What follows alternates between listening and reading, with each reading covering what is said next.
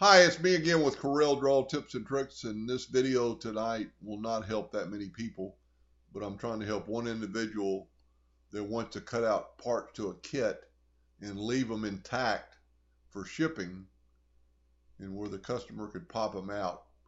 And I just went out and tested it, and it's still going to be a little work to do these if you have 100 pieces,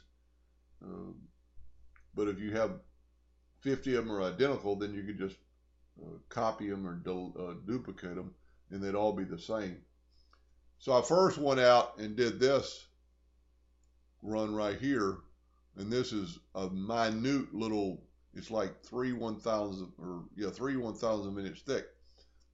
With the kerf of the laser, it actually burned all the way through. So with your laser, you'd have to do some testing to see what you get. So I just drew it in a shape, a circle.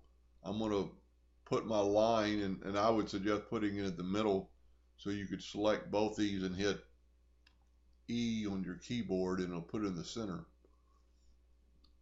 Then take your line, zoom in here pretty good, take your line,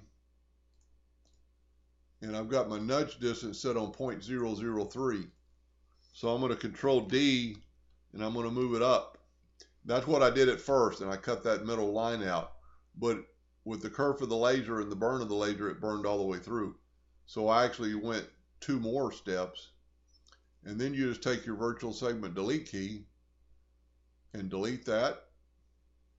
Go over the other side, and you could do one side, but I found that this would be easy, and the parts will come apart quite nicely. So now you have 2 gaps that the laser won't cut through, so the plywood will stay intact, and it'll look just like this. And it's perfect. And I mean, I could press it out with just one little bit of a finger pressure without hardly any trouble whatsoever.